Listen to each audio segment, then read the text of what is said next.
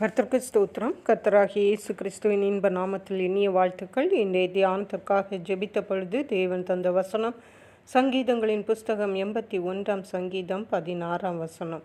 உச்சிதமான கோதுமையினால் அவர்களை போஷிப்பார், கன்மலையின் தேனினால் உன்னை திருப்தியாக்குவேன்.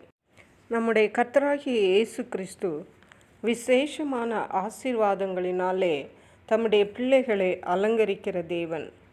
ஆகவே தான் இந்த வசனத்திலே தேவன் சொல்லுகிறார், உச்சிதமான கோதுமையினால் அவர்களை போஷிப்பார், கன்மலையின் தேனினால் உன்னை திருப்தி ஆக்குவேன் என்று சொல்லுகிறார்.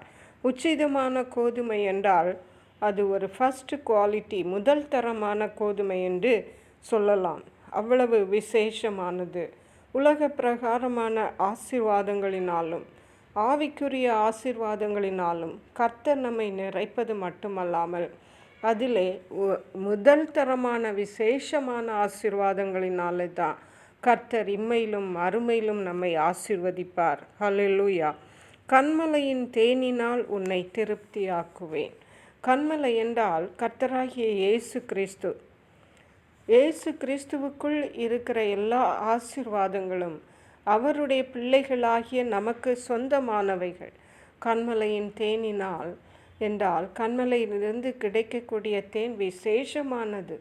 அவ்வளவு அது நல்ல ருசி நிறைந்தது. ஆகவே தான் கன்மலை என்றால் தாவீது ராஜா சொல்லுகிறார், நீரே என் கன்மலை என்று. இஸ்ரவேல் ஜனங்களுக்கூட சென்ற ஞான கன்மலை என்று சொல்லப்பட்டிருக்கிறது. நமக்காக அடிக்கப்பட்ட கன்மலை இயேசு கிறிஸ்து என்று சொல்லப்பட்டிருக்கிறது. பிரியமான தேவனுடைய பிள்ளைகளே, நமக்காக மரித்து அடக்கம் பண்ணப்பட்டு உயிர்த்தெழுந்த இயேசு கிறிஸ்து அவருடைய உயிர்த்தெழுந்த வல்லமையினாலே நமக்கு அவர் விசேஷமான ஆசீர்வாதங்களை இம்மையிலும் மறுமையிலும் தருவார் என்பது மிகவும் உறுதியானது. அது உண்மையானது. சங்கீதங்களின் புஸ்தகம் 147 சங்கீதம் 19-20 வசனங்களை வாசிக்கும் பொழுது, யாக்கோபு தம்முடைய ஜனமாய் இருக்கும்படிக்கு அவர்களுக்கு தம்முடைய வசனங்களையும் பிரமாணங்களையும் நியாயங்களையும் அறிவித்தார். அவர் வேறு எந்த ஜாதிக்கும் இப்படி செய்ததில்லை என்று சொல்லப்பட்டிருக்கிறது. ஹல்லேலூயா. இந்த உலகத்தில் எத்தனையோ கோடி ஜனங்கள் இருந்தாலும் தேவன் நம்மை தமக்கென்று விசேஷமாக பிரித்தெடுத்து அவருடைய பிரமாணங்களை நமக்கு கற்றுத்தந்து இதன்படி வாழுங்கள், அதன்படி வாழ்ந்து இம்மையிலும் மறுமையிலும் நித்தியமாய் ஆசீர்வதிக்கப்படுங்கள் என்ற விசேஷமான ஒரு அழைப்பை தேவன் நமக்கு தந்திருக்கிறார். இதை அவர் வேறு எந்த ஜாதிக்கும் செய்ததில்லை என்பதை நான் மிகவும் திட்டமும் தெளிவுமாக அறிந்து கொள்ள வேண்டும்.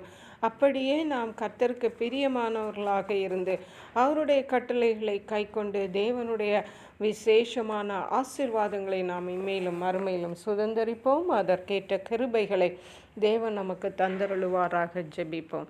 எங்களை கிருபையை நேசித்து பாதுகாத்து வழி நடத்துகிற எங்கள் அன்பின் தகப்பனே, ஆசீர்வதிக்கப்பட்ட இந்த நல்ல நாளுக்காக நன்றி. இந்த வேளையிலும் உச்சிதமான கோதுமையினால் அவர்களை போஷிப்பேன், கன்மலையின் தேனினால் அவர்களை திருப்தியாக்குவேன் என்று சொன்னது போல இம்மையிலும் மறுமையின் ஆசீர்வாதங்களினாலே, விசேஷமான ஆசீர்வாதங்களினாலே, இயேசு கிறிஸ்துவின் நாமத்தினாலே ஆண்டவரே ஸ்தோத்திரமப்பா. ஒவ்வொரு பிள்ளைகளையும் குடும்பங்களையும் கர்த்தர் ஆசீர்வதிக்கிறபடியால் நன்றி பரிசுத்த ஆவியானவரே. துதிகன மகிமை மக்கே செலுத்துகிறோம்.